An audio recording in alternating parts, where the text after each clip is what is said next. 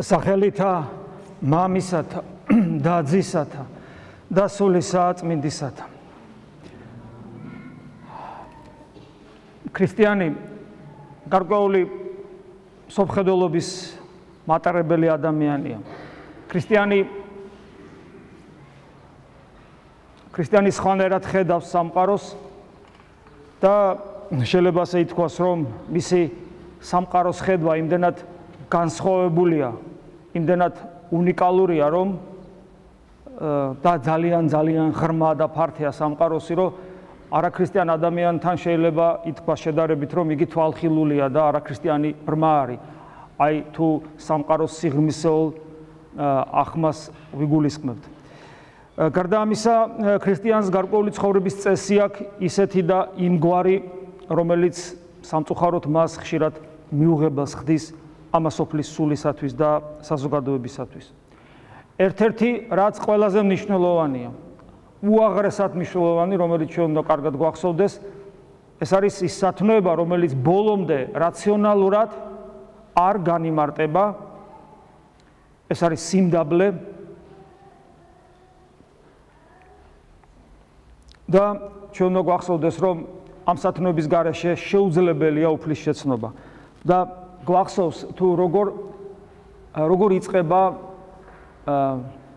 პეტრე მოციქულის მიერ ქრისტეს შემეცნება, ქრისტეს შეცნობა, როცა ქრისტე განსაცვიფრებელ ნიშანს აძლევს, ანუ სასწაულს მოუხდენს და იცით რომ ბევრთებს დააჭერინებს.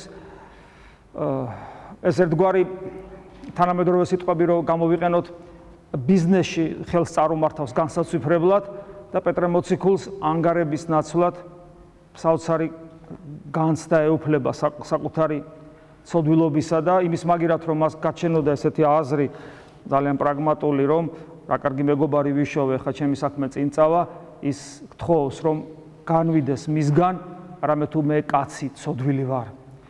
გესმით, აი საოცარი დამოკიდებულება ძალიან მნიშვნელოვანია ქრისტეს შემეცნებაში, აბსოლუტური უანგარობა მაცხოვართან და საკუთარი უღირსობის განცდა. როდესაც ადამიანი მართლაც აი ესე, არა იმისათვის, რომ იუდას საპირისპიროდ, იუდა თავისი ინტერესები აქვს ქრისტესთან, პეტრეს თავისი ინტერესები საერთოდ დათმობილი აქვს და არაფერი არ აქვს პირიქით, ცოდვილობის გამო მას არ უნდა, რომ ასეთი სიწმინდე მის წინაშე იდგეს.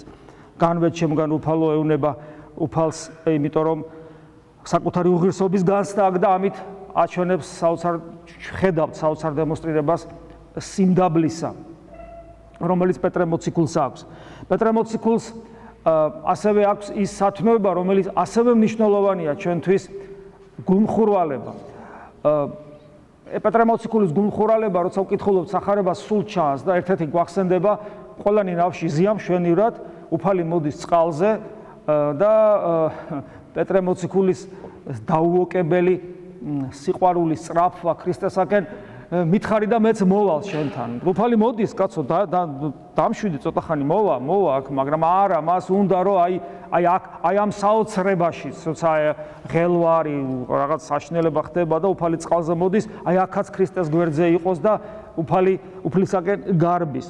წყალზე, როცა უფლისაგან კურთხევას მიიღებს, მაგრამ მე ვიცით რაც ხდება და აი როცა ის რაც ხდება და ამის ჩვენთვის ძალიან დიდი მასწავლებელია ეს მაგალითი, როცა ჩვენი რწმენა როგორ ირყევა ხოლმე, როდესაც განსასწრებელი მოდის, აი ამ რწმენაში პეტრე მოციქული სასო წარკვეთილებაში არ ვარდება, განსხვავებით იუდასი, აქაც მას მის განსაცდელს, მის ურწმუნოებას და რეალურ საფრთხეს დახრჩობისა წინ ენაცვლებ, უბრალოდ წინ უსწრებს სიყვარული და იმედი უფლისად, იმედი, უფალო მიხსენვე და აი აქ ჩვენ ხედავთ, რომ ეს გულმხურვალება შემდეგ სხვა სათნოებით ჩანაცვლებული აღმოჩნდება, უბრალოდ სხვა სათნოება წარმოჩნდება პეტრეს მიერ იმედი უფლისა, რომ უფალი იხსნის და იმ წამსე იყურებს უფალო მიხსენვე და უფალი იმ წამსე მივა მასთან და ამოიყვანს. რა თქმა უნდა, ესეც ჩვენთვის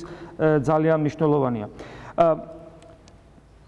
ეკლესია, ჩვენ ეკლესიის წევრნი ვართ და მეტნაკლებად თლად რაციონალურად ეკლესია არ განიმარტება, მაგრამ ჩვენ ვგრძნობთ, რომ ეკლესიის გარეშე ჩვენ ვერ ვართ ცოცხლები იმ სიცოცხლით, რა სიცოცხლეც ჩვენ რწმენა გვაძლევს სიცოცხლეს, მაგრამ ამ სიცოცხლის რეალიზება ჩვენთან მყოფობა და შენარჩუნება ჩვენ ხვდებით, თუმცა შეიძლება ბოლომდე რაციონალურად არა, მაგრამ ჩვენი გამოცდილებით, რომ ეს არის მხოლოდ და მხოლოდ ეკლესიის მიერ შესაძლებელი და აქედან გამომდინარე ეკლესია ძალიან ძვირფასია ჩვენთვის და ჩვენ უფრთხილდებით აქედან გამომდინარე ეკლესიას, ჩვენ გვიყვარს ეკლესია, ჩვენ მას საკუთარ დედად ვთვლით, იმიტომ რომ მან გშობა ჩვენ ქრისტეში და ეკლესიის მარადიული ყოფობა სამყაროში უკიდურესად მნიშვნელოვანია ჩვენთვის. და აი ჩვენ პეტრე მოციქული გვასწავლის თუ რა არის საფუძველი ეკლესიის სიმტკიცისა. ეკლესია ღმერთკაცობრივი ორგანიზმია, ღმერთია ჩვენთან, მაგრამ ადამიანური ნების, ადამიანური სწრაფვის გარეშე, ადამიანის ღმერთთან თანამშრომლობის გარეშე, როგორც პავლე მოციქული გვასწავლის, შეუძლებელია რომ ეკლესია არსებობდეს და ეკლესიის აქედან გამომდინარე სიმტკიცის ერთ-ერთი საფუძველი არის ის რწმენა, რომელიც ჩვენ უნდა გქონდეს და ეს ამ რწმენის მაგალითსაც პეტრე მოციქული იძლევა, გვახსოვს, როცა იგი აღიარებს ღმერთს ცოცხლად და იესო ქრისტეს მის ძეს, რა თქმა უნდა, შესაბამისად ძე ასევე მისი ცოცხალი ღმერთია. შენახარ ძე იესო ქრისტე ცოცხალი ღმერთის ძე, ცოცხალი ღმერთისე. აი ღმერთი როგორც ცოცხალი. ანუ ღმერთი ცოცხალი ეს ნიშნავს, რომ ჩვენ უბრალოდ წესების შემსრულებელი კი არა ვართ, ჩვენ მასთან ერთობას, პიროვნულ ერთობას ვეძიებთ ურთიერთობის გარეშე. ღმერთთან ურთიერთობის გარეშე რწმენა მკვდარია, რწმენა რეალიზდება, ღმერთთან ურთიერთობის გარეშე ჩვენ ვერ უზრუნველყოფთ ჩვენი ადამიანური პატარა რესურსით ვერ უზრუნველყოფთ ეკლესიის სიმტკიცეს და თუ ჩვენ არ ვიქნებით ცოცხალი ღმერთის მორწმუნენი და შესაბამისად ეს არ გამოვლინდება ჩვენ ცხოვრებაში, ჩვენ დავაკნინებთ ეკლესიის ძალმოსილებას, მადლი ჩვენთან ვერ გაჩერდება რა, განგვეშორება რა და ესე ხდება ეკლესიის დაკნინება და საბოლოოდ გაქრობაც კი გარკვეულ რეგიონებში ჩვენ ვიცით რომ მთელი რიგი ადგილებია სადაც ეკლესია იყო მართლმადიდებელი და დღეს არ არის და ეკლესია სამყაროში იქნება უფლის დაბრუნებამდე, მაგრამ ზოგან ის აღარ არის. და ასევე არანაირი გარანტია იმისა, რომ ჩვენთან ყველა შემთხვევაში იქნება, რადგან ჩვენ ღვთისმშობლის წილხვედრი ქვეყანა ვართ, ესეთი რამე არ არსებობს, იმიტომ რომ გარდა ღვთისმადლისა, ეკლესიის აქ მყოფობის გარანტია ჩვენი ცოცხალი ღმერთისადმი ცოცხალი სარწმუნოება არის, რომელსაც ასევე პეტრე მოციქული გვასწავლის და ამ სარწმუნოებას უფალი უწოდებს კლდეს. შენ ხარ კლდე და ამაზე და ზოგ ფიქრობს, რომ კლდე უშუალოდ პეტრეა. პეტრე არ არის კლდე. თუმცა პეტრე კლდესაც ნიშნავს. პეტრეს სარწმუნოება აკლდა და რამდენადაც ეს სარწმუნოება უპყრია პეტრეს არის კლდე, მაგრამ თუ ეს სარწმუნოება აღარ იქნებოდა პეტრესთან, მაშინ პეტრეც აღარ იქნებოდა კლდე. ჩვენ გვახსოვს სახარებაში, იგივე სახარებაში ცოტა ხანში ჩვენ ხედავთ უფალი რას ეუბნება პეტრეს. განვეთ ჩემგან სატანას უწოდებს. იმიტომ რომ იმ წუთში პეტრე არ ამჟღავნებდა ცოცხალი ღმერთის ცოცხალ წმენას და იმ წამსვე და განუმარტავს უფალი, იმიტომ რომ ადამიანისას ზრახავდა არა ღვთისას. ესე ძალიან მნიშვნელოვანია. ამიტომ ეკლესიის სიმტკიცე არის ჩვენს რწმენაში, ცოცხალი ღმერთისადმი, ცოცხალ რწმენაში და მასთან ცოცხალ ურთიერთობაში. რა არის უმაღლესი ღირებულება ჩვენთვის? იუდას მაგალითზე. იუდასათვის უმაღლესი ღირებულება არის იუდას ღირსება. ადამიანი ღირსების მქონე არსებაა, იგი არ არის ცხოველი, მაგრამ იუდასათვის უმაღლესი ღირებულება არის მისივე იუდასვე ღირსება და როგორც კი მისი ღირსება შეილახება იმ წამსვე იგი საკუთარ თავს გამოუტანს სასიკვდილო განაჩენს. პეტრე მოციქული გვასწავლის, რომ ჩვენთვის უმაღლესი ღირებულება და ღირსება არის არა უпросто უმაღლესი ღირებულება და შესაბამისად აქედან გამომდინარე უკვე ღირსებაც. უმაღლესი ღირებულება არის არა საკუთარი თავი, არამედ ღმერთი. და ეს ძალიან კარგად ჩანს პეტრეს სინანულში. პეტრე საშინელებას ჩაიდენს. პეტრე გაიშვერს ხელს ქრისტესაკენ და იტყვის, მე ამ კაცს არ ვიცნობ. ეს კაცმა რო თქვას, არანაკლები მძიმე ცოდვა არის და მდგომარეობა ვიდრე იუდასი. არანაკლები. მაგრამ იუდასაგან განსხვავებით პეტრესთვის უმაღლესი ღირებულება ქრისტეა. ამიტომ ის რომ აი ესე ჩავარდა ცუდ რაღაცაში, მისთვის უმაღლესი ღირებულება მაინც ქრისტეა და სწორედ ეს გახდა საფუძველთა საფუძველი იმისა, რომ პეტრე ამ უმძიმესი მდგომარეობიდან ამოდის, ის როცა იგებს, რომ ქრისტე დგას იქო, იოანე როცა იტყვის სიბნელეში ღამე რო თევზაობენ, მკვეთრით აღმდგარი, ის გარბის ქრისტესკენ. წასით ხო უნდა ქონოდა ეს კომპლექსი რაღაცა, მე ხა დავაშავე და ხა იქ როგორ მივალ და გარბის ქრისტესკენ. დაემხობა მასთან და სიყვარულს ეფიცება. რატომ? იმიტომ კიდევ ერთხელ ვიმეორებ. რა, ვინ იტყვის, რომ პეტრეს სინდისი არ აწუხებდა, არა, მისი თვის იმდენად დიადი ღირებულება, მზე არის ქრისტე.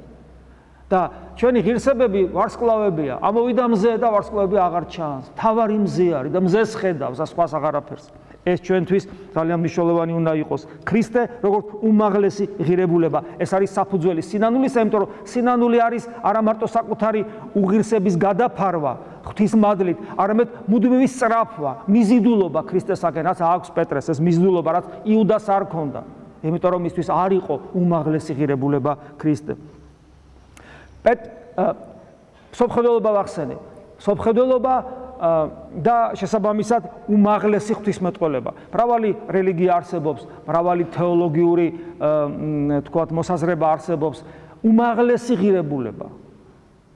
ჩვენი პიროვნული უნიკალურობის შენარჩუნებით გავხდეთ საღვთო ბუნების თანაზიარნი და ეს სიტყვები ეკუთვნის პეტრე მოციქულს თავის ეპისტოლეში. ჩვენ უნდა გავხდეთ საღვთო ბუნების თანაზიარი, რა თქმა უნდა ეს არის გამოძახილი უფლის იმ სიტყვებისა, რომ იყავით სრულყოფილი, ვითარცა თქვენი ზეციური მამაა სრულყოფილი და ეს არის ის, რაც ჩვენ არ გვაძლევს მოსვენების, დასვენების, მოდუნების საშუალებას, შესაძლებლობას, მაქსიმალურად გულმხურვალელი უნდა ვიყოთ, იმიტომ რომ წარმოგიდგენიათ, რას ნიშნავს, რომ უმაღლეს არს ყოფიერებისას ეზია, რომ მისი ბუნების თანაზიარი გახდე. ეს ძალიან მნიშვნელოვანია, ეს არის სწორედ უმაღლესი ღვთისმეტყველება.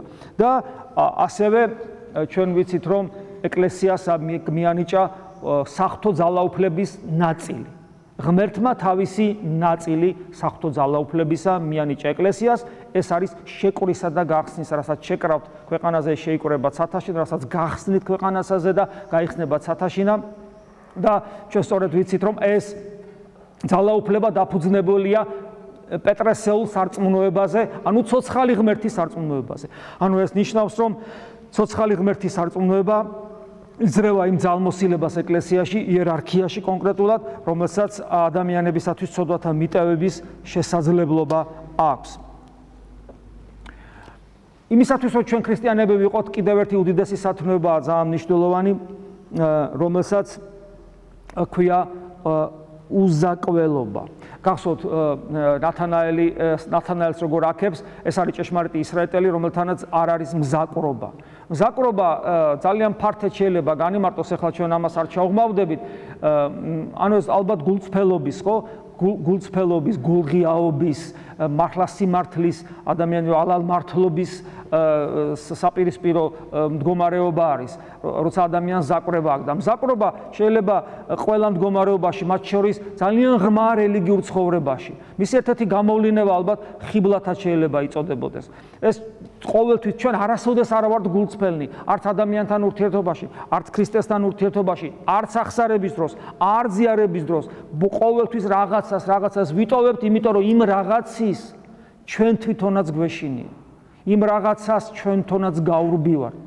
ეს არის და მაგრამ უზაკველობა ისეთი მნიშვნელოვანი რამეა, რომ უფალი გაქებს. აი ჭეშმარიტი ისრაელელი, რომელთანაც ზაკვრობა არ არის. უზაკველობა ისეთი რამეა, რომ ინტელექტუალურ და ყოფითი თვალსაზრისით და გამოცდილების თვალსაზრისითაც გარკვეული ცდომილებაშიც, გარკვეულ კი არა, საშინელ ცდომილებაშიც რომ იყო. თუ შენში არ არის მზაკვრობა, შენ თუ შენს გულში ალალმართლობას ატარებ, გულწრფელობას, მაშინ იმ უმძიმესი მდგომარეობიდანაც გამოგიყვანს უფალი და ამის მაგალითი არის პავლე მოციქული. ხა მეტი რაღა უნდა გააკეთო, ამაზე ცუდი ქრისტიანებს დევნიდა და ფაქტობრივად ხოცავდა, შეიძლება ასე ითქვას, იმიტომ რომ იგი იყო თანამგზნობი იმ ადამიანებისა, ვინც ქრისტიანებს დევნიდა და ხოცავდა, ხო? ამაზე საშინელება რა უნდა იყოს?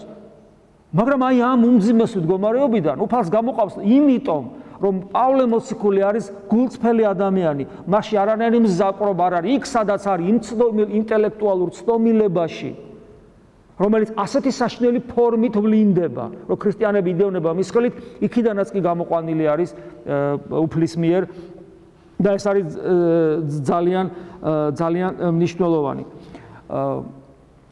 საერთოდ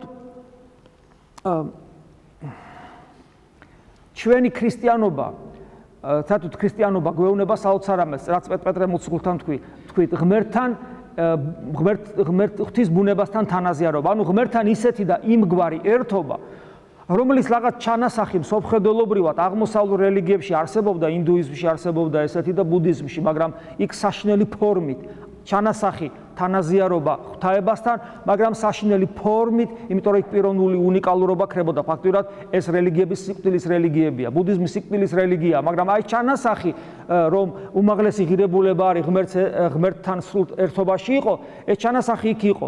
ეს არსებობს ქრისტიანობაში მთელი სისავსით, რომ ჩვენ ესე იგი ერთობა გვაქვს ღმერთთან, მაგრამ პიროვნული უნიკალურობის შენარჩუნებით და აი პავლე მოციქული როგორც წმინდანი, რომელიც გვეუბნება, რომ მომბაძედ გვაძლევს საოცარ მაგალითებს ქრისტესთან ერთობის. აი მაგალითად, არაფერი მაქვს გულში, გარდა იესო ქრისტესი ისი ჯვარცმულისა. ქრისტეს წყლულებს ვატარებ თან.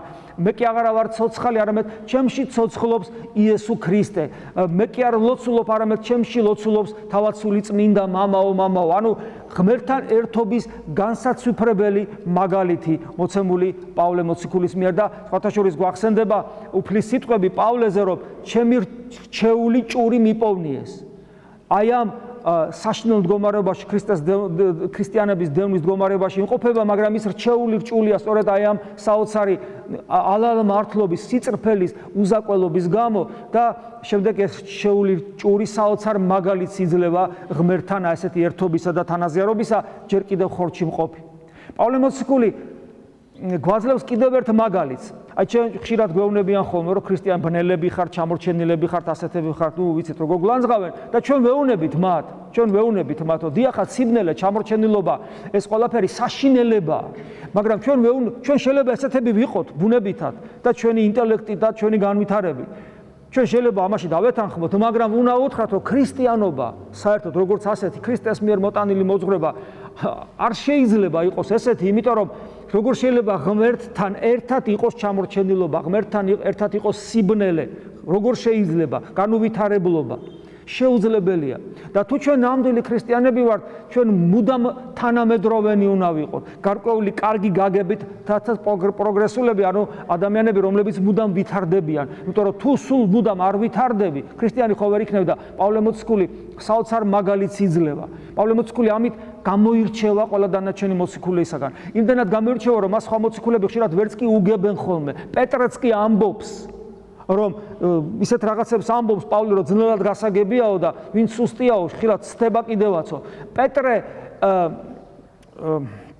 უბრალოდ პავლე პეტრეს ამხელს კიდევაც იმაში, რომ ის ხშირად ამ პროგრესულობას წყდება და წინ არის სწრაფვის, ისე როგორც ქრისტემ დაგვავალა. ანუ პავლე მოციქული ამხელ უნიკალურია და ჩვენ მაგალითს გვაძლევთ, რომ ვიყოთ მუდამ თანამედროვენი, პროგრესულად მოაზროვნეები, ოღონ არა ამ სოფლის სულით, არამედ ქრისტესაკენ სწრაფვის სულით და ეს ერთგვარი მისიონერული სლა იქნება, რაც ბუნებრივიც არის, ეს მდგომარეობა უნდა ჰქონდეს ქრისტიანს სამყაროსათვის. რაც შეეხება მისიონერობას, ქრისტიანის ერთ-ერთი ვალდებულება მისიონერობა იყავით ნათალია მასოფლისა, იყავით მარელია სოფლის წარვედი და მოიმოწაფენეთ და ასე შემდეგ. პავლე მოციქული მისიონერობის განსაცვიფრებელ მაგალითს იძლევა. ყველასთან არის უბრალოდ თითოეულ ადამიანთან არის ისეთი, როგორც ჭირდება ამ ადამიანს.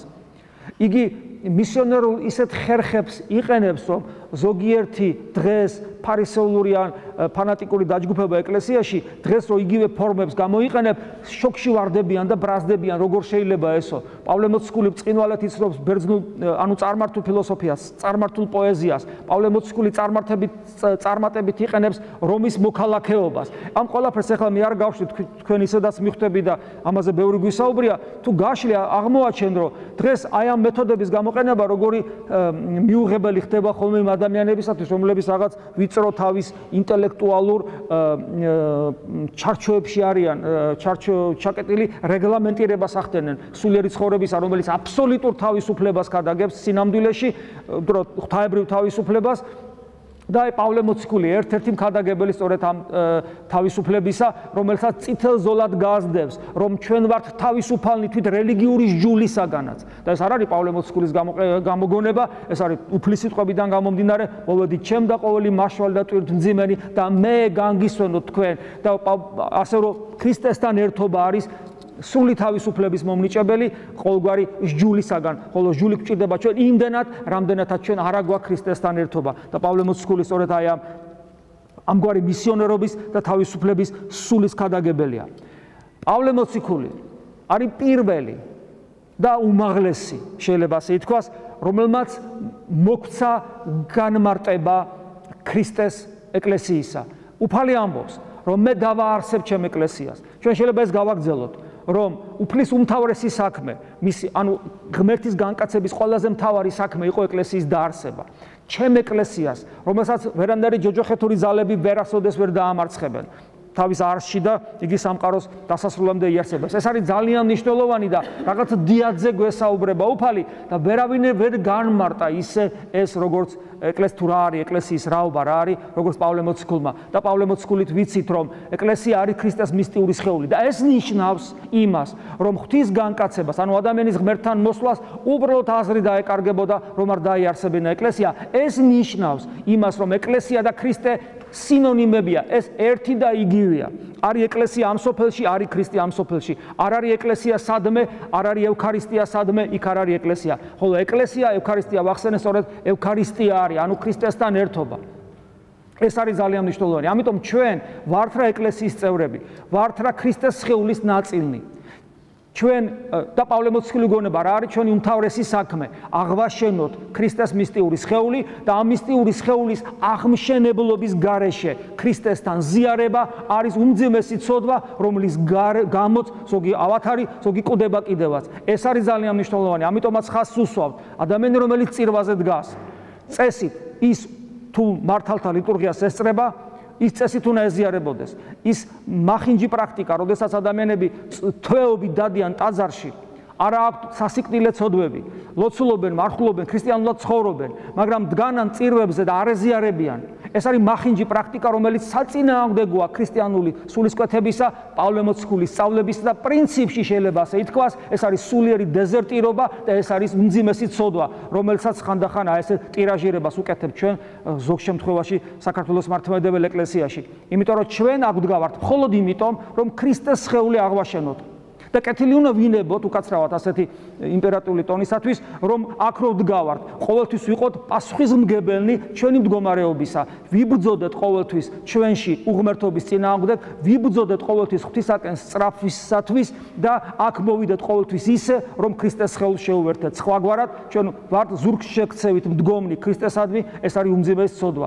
ასევე უმძიმესი ცოდვა, როცა ადამიანი ინდივიდუალური, ეგოისტური მოსაზრებით ეზიარება, ვეზიარებ, იმიტომ რომ მე კარგად ვიყო, ეს ნიშნავს იუდას მსგავს ზიარებას და როგორ თავდება ეს იუდასთან ძალიან კარგად ვიცით, თუმცა პავლე მოციქულიც ამბობს, უღირსი ზიარების გამო მრავალი კვდება და უღირსი ზიარება არის არა ჩვენი ცოდვები, სასიკვდილო ცოდვას არ გულისხმობ, ეხლა თუ ადამიანი მრუშია და კაცის ყლელია და ასე შემდეგ, რა თქმა უნდა, ის არ უნდა ეზიაროს, მე ვგულისხმობ არა სასიკვდილო ცოდვას, არამედ უღირსი ზიარება არის არა უბრალოდ ჩვენი ცოდვილი მდგომარეობის ზიარება, თორემ ჩვენ ცოდვილნი ვართ მაშინაც კი როცა ვეზიარებით. სულ ცოდვილნი ვართ და სულ უნდა გქონდეს ამის ხედვა, უღირსი ზიარება არის კიდევ ერთხელ ვიმეორებ, როცა ჩვენ არა ვართ თანამუშაკნი ქრისტესი, როგორც პავლე მოციქული გვასწავლის და არ აღვაშენებთ ქრისტეს სხეულს, აი ამ თანამონაწილეობაში ჩვენი პიროვნული გადაწყვეტილებით, პიროვნული ნაბიჯით არ მონაწილეობთ.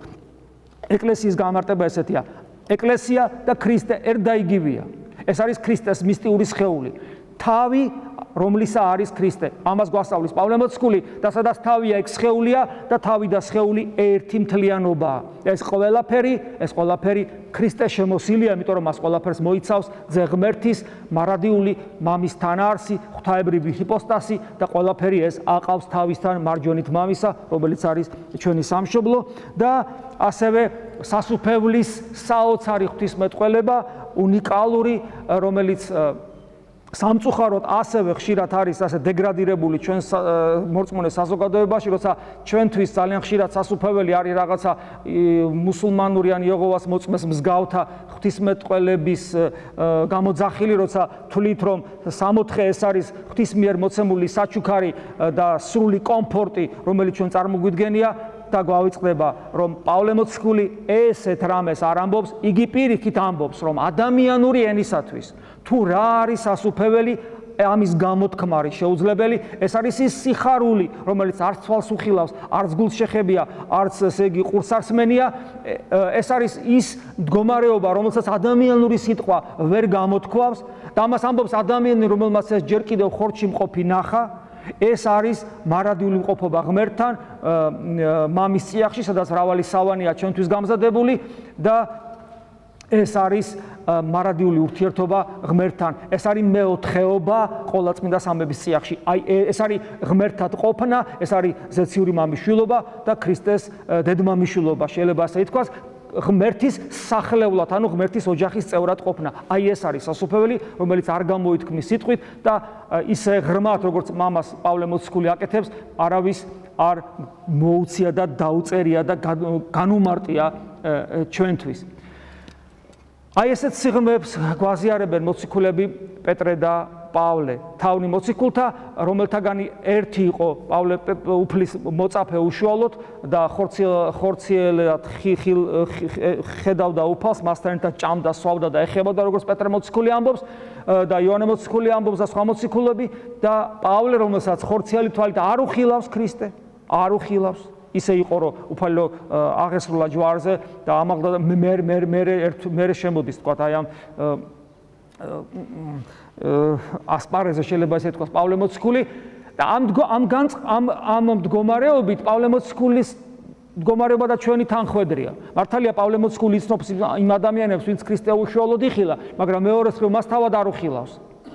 მაგრამ ის როგორც შეეული ჭური, როგორც გითხარით, უზაკველობის გამო და გულწრფელობის გამო ხდება ღირსი იმისა, რომ ღმერთი ეცხადება და მას თავის მოციქულად ამყოფებს.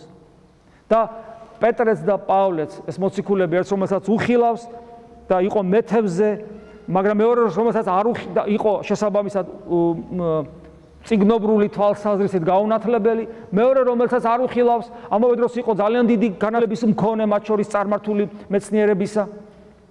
მაგრამ არ უხილავს კიდევ ერთხელ ვიმეორებ და მდევნელი იყო თან და ეს ორივე მოციქული თავთა მოციქულებად იწოდება, უმაღლეს მწვერვალზე არიან თავიანთი ღვთისმეტყველებაში, რომელიც საოცარ მაგალითს გვაძლევენ თუ რა უნდა გავაკეთოთ იმისათვის, რომ ჩვენ ვიყოთ ქრისტიანები. დღეს მათი ხსენების დღეა და გილოცავთ.